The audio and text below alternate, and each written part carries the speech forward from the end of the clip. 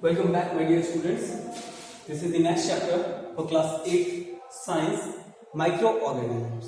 तो माइक्रो और ऑर्गेनिजम्स, तो वो ऑर्गेनिजम्स जो बहुत small size, micro means small size, वो ऑर्गेनिजम्स जो बहुत छोटे से होते हैं, ठीक है। माइक्रो ऑर्गेनिज्म बहुत छोटी साइज के, जो हमें नॉर्मली नेकेड आई से तो हमें दिखते ही नहीं है, ठीक है। नेकेड आई मतलब कि अगर हम ऐसे खुले में देखें तो हमें यहाँ पे शायद एक ही बैक्टीरिया कुछ नहीं दिख रहा है, लेकिन अगर हम उसको माइक्रोस्कोप, इंस्ट्रूमेंट का नाम है इंस्ट्रूमेंट माइक्रोस्कोप, इसकी हेल्प से हम उन ऑर्गेनिजम्स को देख सकते हैं। कौन से ऑर्गेनिजम्स को? जो बहुत छोटे होते हैं, ठीक है, स्मॉल साइज, उनको क्या बोलते हैं? Micro organisms. माइक्रो ऑर्गेनिजम्स तो हमेशा हमारे आसपास होते हैं। कई बार हम बीमार पड़ते हैं, कई बार नहीं पड़ते हैं, कई बार हमें परेशानी होती है और समटाइम्स परेशानी हमें नहीं होती। क्यों? क्योंकि ये दोनों काम करते हैं, ये फ्रेंड्स भी होते हैं और एनिमी भी, मतलब इसमें अलग अलग होते हैं, कुछ हमारी हेल्पफुल होते हैं, कुछ हेल्पफुल नहीं होते हैं, ठीक है। चलिए तो पहले हम इसके बारे में देखिए है क्या माइक्रो ऑर्गेनिजम्स। मतलब ये तो हमें समझ में आ गया कि बहुत छोटे साइज के ऑर्गेनिजम्स जो हमारे सराउंडिंग में प्रेजेंट हमेशा होते हैं, लेकिन उनसे हमें क्या फायदे, क्या नुकसान है, पहले कौन कौन से होते हैं, क्या क्या करते हैं, कैसे रहते हैं, सबके बारे में एक एक करके देखते हैं, ठीक है। तो माइक्रो ऑर्गेनिजम्स को बेसिकली हमने कुछ ग्रुप्स में बांट लिया। इन ग्रुप्स को बोल देते हैं हम, इन 5 ग्रुप्स में बांट दिया, ठीक है। इनमें से कुछ हमारे हेल्पफुल होते हैं, कुछ नहीं होते हैं। जनरली जो डिसीज कॉजिंग भी होते हैं इनमें से कुछ, ठीक है। कौन से? कुछ हमारे इसमें से डिसीज कॉजिंग भी होते हैं। अच्छा, disease causing micro organisms called germs, हम बोलते हैं ना जर्म्स हैं, या फिर पैथोजेंस। जर्म्स या पैथोजेन, इन दोनों में से आप कुछ भी बोल सकते हैं। ये क्या करते हैं? डिसीज कॉजिंग होते हैं, जो हमें बीमार कर देते हैं। फूड पॉइजनिंग होगी, स्टमक हो गया, इंफेक्शन हो गया, ये बात, ठीक है। इसको याद रखेंगे ध्यान से। अब हम बात करते हैं 5 ग्रुप्स में से। इनमें से कौन कौन से होते हैं ये हम आपको बाद में बताएंगे। इन्हीं की वजह से हम बोलते हैं कि खाने के पहले हमें हाथ धोना चाहिए, अच्छे से धोना चाहिए, ताकि जर्म्स ना लग रहे। जर्म्स क्या है? पैथोजेंस, मतलब डिसीज कॉजिंग माइक्रो ऑर्गेनिजम्स। चलिए पहले हम ये सब देखेंगे। चलो हाँ, 5 ग्रुप में मैंने इनको बांट दिया। बैक्टीरिया, फंजाई, एल्गी, प्रोटोजोआ और वायरसेस, ठीक है। फिर से bacteria, fungi, algae, protozoa and viruses. Bacteria हमारे सिंगल सेल होते हैं। सिंगल सेल, देखो सेल क्या होती है? Cell is the smallest unit जिससे मिलके बड़े बड़े शरीर बने हुए। हमारी जो स्मॉलेस्ट यूनिट है जिससे मिलके हम बने उसको बोलते हैं cell, smallest functional unit of life. इससे छोटा कुछ एग्जिस्ट नहीं करता, ये भी लाइव होता है, सेल, ठीक है।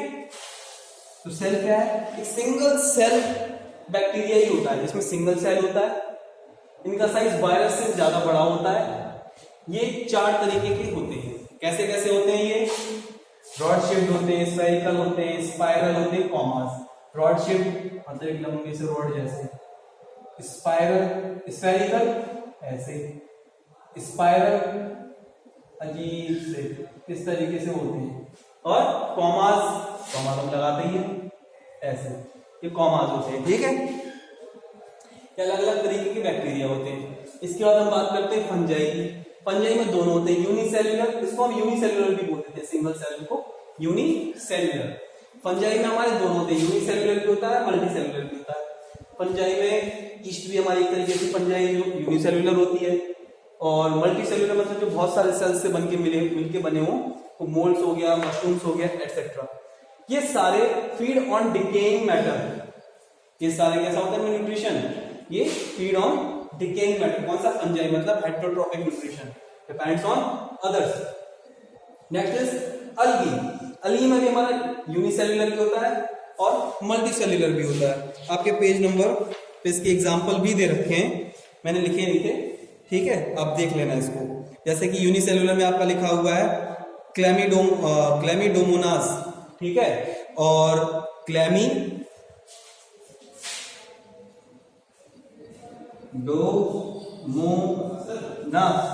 एंड इसके अलावा और हमारे मल्टी सेल्युलर में भी हमारे बहुत सारे हैं, जैसे कि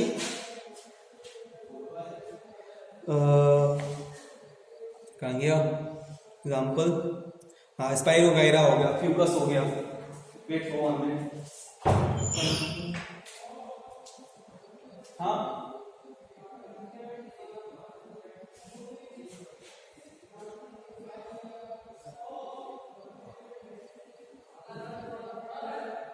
एक मिनट आया,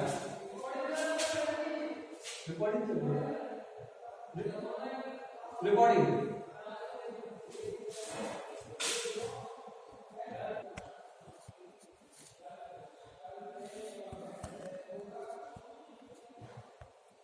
ठीक है। तो हम बात कर रहे थे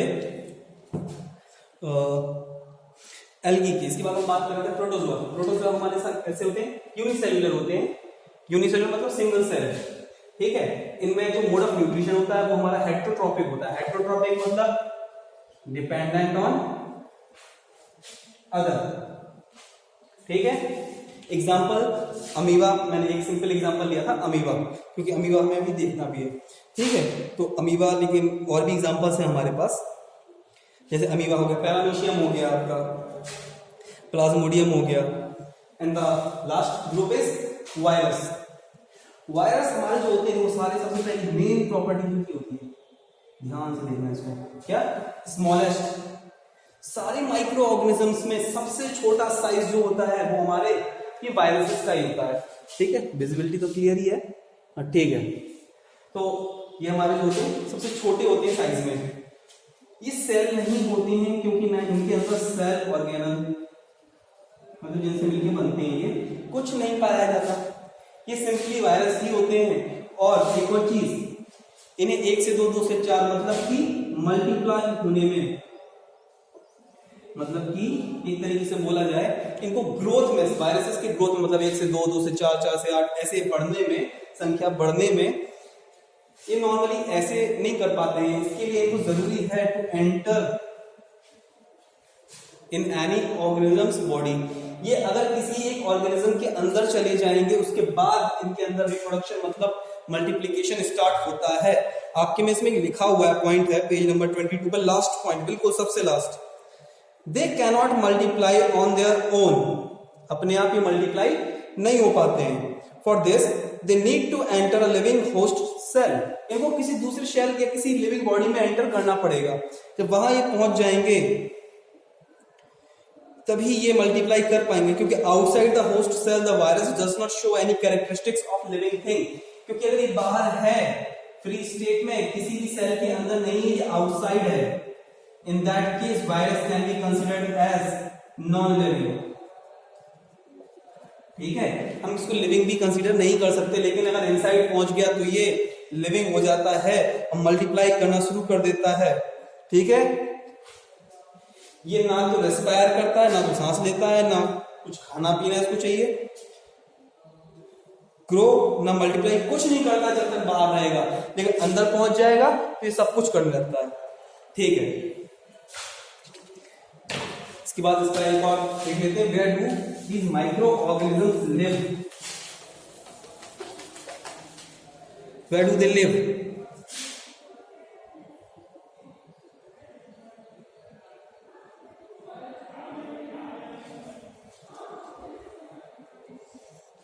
माइक्रो ऑर्गेनिजम्स देखिए कहीं भी नेचर में रहते हैं, anywhere in nature,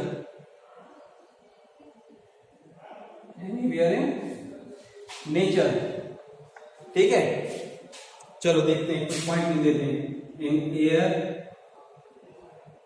water, in air and water and soil, कहीं भी रह सकते हैं, ठीक है। On the surface of objects. इसलिए अभी कोरोना में आपने देखा होगा, उन्होंने बताया आपने एक बटन दबाया और वहां वायरस अगर है मुझे, फिर दूसरे किसी और ने जाके दबाया तो उसको भी हो जाएगा। तो वायरसेस है ना, ये हमारा माइक्रो ऑर्गेनिज्म ही तो है, तो सरफेस पे बटन पे रह जाता है, मतलब किसी भी सरफेस पे रह जाता है। Inside the human body, any organism, human body क्या, किसी भी ऑर्गेनिज्म के अंदर रह जाता है। ठीक है, होते हैं ना हमारे अंदर बहुत सारे बैक्टीरिया वगैरह होते हैं, बहुत सारी चीजें होती हैं, लेकिन बहुत सारे माइक्रो ऑर्गेनिज्म हमारे अंदर होते हैं कुछ ये, लेकिन ये हमें फायदा करते हैं। ठीक है, और कोई इंट्रूडर मतलब कि कोई ऐसा पहुंच जाए जो हमें नुकसान पहुंचाए तो हम बीमार पड़ जाते हैं।